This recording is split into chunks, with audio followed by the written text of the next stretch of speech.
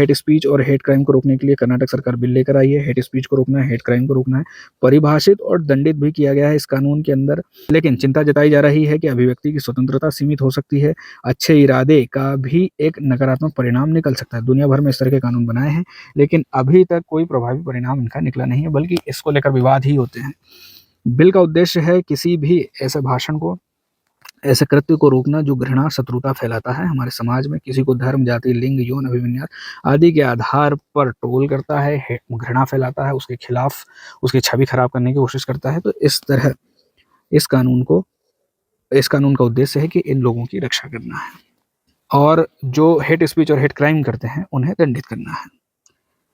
चिंता यह है एडिटोरियल की कि सद्भावना, दुर्भावना या घृणा या शत्रुता जैसे शब्द इतने ज़्यादा वाइड हैं, इतने ज़्यादा इनका बड़ा व्यापक पैमाना है कि इनमें कुछ भी शामिल किया जा सकता है और इनके दुरुपयोग होने की भी संभावना है। अब क्योंकि जब कानून बन जाता है और कानून को इम्प्लीमेंट किया जाता है तो इसमें अधिकारी, पुलिस अधिकारी अक्सर इसमें बड़ी भूमिका निभाते हैं कि कौन किसे किस शब्द की क्या व्याख्या मान रहा है। विश्व में भी कई उदाहरण हैं, जैसे कि अक्सर पश्चिमी देशों में यह है कि हेट स्पीच और हेट क्राइम को रोकने के नाम पर जो फिलिस्तीन लोगों के पक्षधर लोग थे, फिलिस्तीनी लोगों के अधिकार की बात करते थे, उन्हें दबाने के लिए या उन्हें रोकने के लिए उन पर यहूदी विरोधी होने का, यहूदियों के खिलाफ हिंसा या यहूदियों के खिलाफ घृणा भड़काने का आरोप लगाकर उन्हें उनके खिलाफ कार्रवाई की जाती थी। इस तरह के कानून का दुरुपयोग किया जाता था। वही व्यापक परिभाषा है, दुरुपयोग होने की संभावना है। और क्योंकि इस तरह के शब्द जो हैं वो काफ़ी ज़्यादा सब्जेक्टिव हैं, तो हर व्यक्ति की अपनी एक परिभाषा है, तो उन्हें अलग अलग लोगों के हिसाब से जब इम्प्लीमेंट करने वाले लोग इसकी अलग अलग व्याख्या करेंगे तब पता चलेगा कि इसका सदुपयोग हो रहा है या दुरुपयोग हो रहा है। अभिव्यक्ति की स्वतंत्रता पर किस आधार पर प्रतिबंध लगाया जा सकता है, उसके भी आधार कुछ प्रावधानों में दिए हुए हैं। तो सबसे पहला प्रावधान है अनुच्छेद 19(1)(a). अनुच्छेद 19(1) है अभिव्यक्ति की स्वतंत्रता की रक्षा करता है। इसमें व्यक्तियों को मौलिक अधिकार दिया गया है अभिव्यक्ति की स्वतंत्रता का, जिसमें बोलकर, लिखकर, चित्र बनाकर या किसी भी अन्य माध्यम से अभिव्यक्ति की व्यक्त करने की स्वतंत्रता की रक्षा की गई है। बाद में इसमें जैसे प्रेस की स्वतंत्रता भी शामिल कर लिया गया था या राइट टू इन्फॉर्मेशन को भी इसमें शामिल कर लिया गया था। तो ये आर्टिकल यानी आर्टिकल 19(1)(a) हमें अभिव्यक्ति की स्वतंत्रता प्रदान करता है। लेकिन 19(2) में राज्य को यह अधिकार दिया गया है कि कुछ उचित प्रतिबंधों के आधार पर लोगों की अभिव्यक्ति की स्वतंत्रता को सीमित किया जा सकता है, युक्ति युक्त प्रतिबंध लगाए जा सकते हैं। और इनमें क्या आधार हैं सबसे पहला तो सार्वजनिक व्यवस्था के आधार पर, यदि किसी की बोली हुई बात पर या किसी के अभिव्यक्ति के आधार पर या किसी के द्वारा किसी पेंटिंग बनाकर या फिल्म दिखाकर यदि सार्वजनिक व्यवस्था को बिगाड़ने की कोशिश की जाती है तो उस पर प्रतिबंध लगाया जा सकता है। तो सार्वजनिक व्यवस्था के आधार पर प्रतिबंध लगाया जा सकता है, राज्य की सुरक्षा के आधार पर प्रतिबंध लगाया जा सकता है, शिष्टाचार और नैतिकता के आधार पर प्रतिबंध लगाया जा सकता है, किसी की मानहानि के आधार पर प्रतिबंध लगाया जा सकता है, अपराध को उकसाना या अपराध भड़काने के आधार पर लगाया जा सकता है, मित्र राष्ट्रों के साथ मैत्रीपूर्ण संबंध के आधार पर प्रतिबंध लगाया जा सकता है। और हेट स्पीच से जुड़े जितने भी मामले हैं वो इसी की धारा के तहत प्रतिबंधित किए जा सकते हैं। हेट स्पीच से जुड़े जो कानून हैं उन्हें इस कानून के तहत, इस प्रावधान के तहत, संविधान के अनुच्छेद 19(2) के तहत यहाँ पर उचित ठहराया जा सकता है। न केवल अभिव्यक्ति की स्वतंत्रता बल्कि अनुच्छेद 14 कहता है कि विधि के समक्ष समानता होगी, मतलब सभी लोग कानून के समक्ष समान होंगे। लेकिन हेट क्राइम ऐसे कानून हैं जो समानता के अधिकार का उल्लंघन करते हैं, लोगों को किसी एक आधार पर भेदभाव करते हैं, लोगों को टारगेट करते हैं और लोगों के टारगेट करके उनके साथ विधि के समक्ष समता के अधिकार का उल्लंघन करते हैं। तो इसे अनुच्छेद 14 के नजरिए से भी देखा जा सकता है। इसके बाद अनुच्छेद 15 कहता है कि भारत के संविधान में लिखा हुआ है कि धर्म, जाति, लिंग, नस्ल या जन्मस्थान के आधार पर भेदभाव नहीं होगा।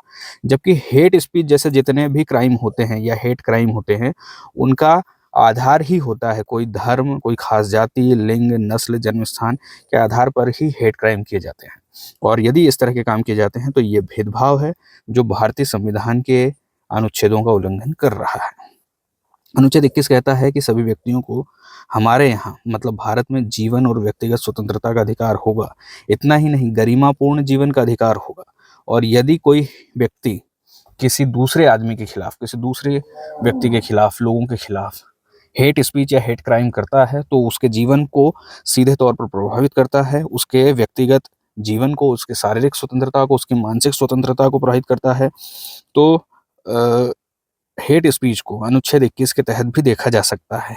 अनुच्छेद 21 में सिर्फ जीवन के अधिकार की रक्षा नहीं की गई है, बल्कि निजता के अधिकार की रक्षा भी की गई है, बल्कि चुनने के अधिकार की रक्षा भी की गई है। तो अनुच्छेद 21 को हेट क्राइम से जोड़कर देखा जा सकता है। फिर यदि कोई जाति आधारित हेट क्राइम फैलाता है, मतलब कोई एसटी एससीज को जाति आधारित अपशब्द कहता है, अपमान करता है, धमकी देता है, घृणा फैलाता है या हिंसा करता है, तो इस तरह के कृत्यों को ST SC prevention of atrocities act 1989 के तहत दंडित किया जाता है। एसटी एससी एक्ट के बारे में आपने सुना भी होगा।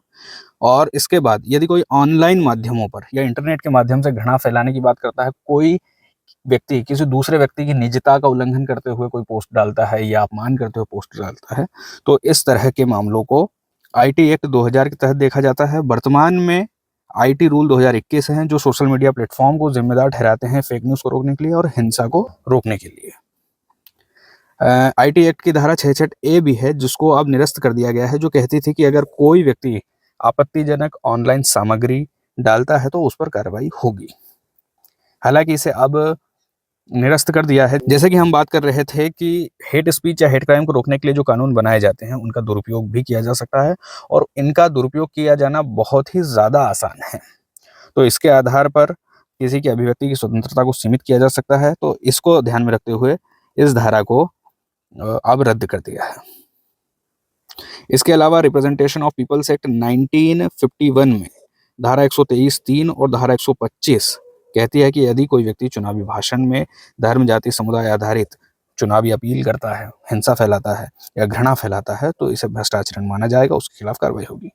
फिर protection of civil rights act 1955 में भी कहा गया है कि अस्पृश्यता, जाति आधारित अपमान और भेदभाव को यहाँ पर अपराध माना गया है और उसके लिए दंड का प्रावधान किया गया है। कुछ फैसले भी आए हैं, जैसे सुप्रीम कोर्ट ने 2014 में प्रवासी भलाई संगठन वर्सेस यूनियन ऑफ इंडिया में कहा था कि हेट स्पीच के खिलाफ सख्त कानून लाने की आवश्यकता है। यहाँ पर एडिटोरियल कह रहा है कि जो वर्तमान कानून है और वर्तमान कानूनों के जो प्रावधान है वो प्रावधान किसी भी प्रकार के अपराध को दंडित करने के लिए काफ़ी है, लेकिन सुप्रीम कोर्ट ने हेट स्पीच के लिए खास तौर पर कानून लाने की आवश्यकता बताई थी 2014 में प्रवासी भलाई संगठन वर्सेस यूनियन ऑफ इंडिया में। और दूसरी बात, मौजूदा कानूनों को कड़े और निष्पक्ष, यहाँ पर निष्पक्षता पर जोर से ध्यान दिया जाना चाहिए, क्योंकि जब भी कानून आते हैं तो उनका दुरुपयोग हो सकता है। तो ज़रूरी ये है कि सरकारों के द्वारा, पुलिस अधिकारियों के द्वारा और न्यायालयों के द्वारा किसी भी कानून को निष्पक्षता के साथ लागू किया जाना चाहिए। फिर श्रेया सिंघल मामले में ही धारा 66 यानी आईटी एक्ट की धारा 66 को रद्द किया था।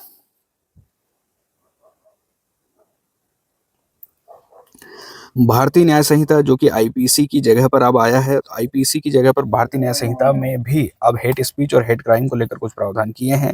जैसे धारा 196 कहती है कि यदि कोई व्यक्ति हेट स्पीच के माध्यम से घृणा फैलाता है, वैमनस्य फैलाता है, बोलकर, लिखकर, चित्रों के माध्यम से या इलेक्ट्रॉनिक माध्यम से धर्म, जाति आधार, नस्ल, जन्मस्थान, निवासी समुदाय के आधार पर इस तरह के कोई भी काम करता है, सार्वजनिक शांति भंग करता है, तो उसे 3 साल तक की सजा होगी। और यदि यही काम वह किसी धार्मिक या पूजा स्थल पर करता है तो 5 साल तक की उसे सजा होगी।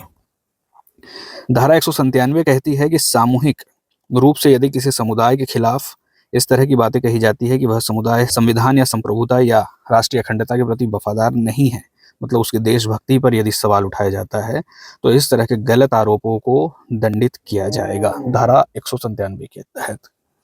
इसके बाद धारा 299 कहती है कि यदि कोई व्यक्ति अपने अभिव्यक्ति के माध्यम से, अपने बोले गए शब्दों के माध्यम से, लिखे गए शब्दों के माध्यम से, संकेत, चित्र या इलेक्ट्रॉनिक माध्यम से किसी धर्म की भावनाओं को आहत करता है तो अधिकतम 3 साल तक और जुर्माना या दोनों से दंडित होगा।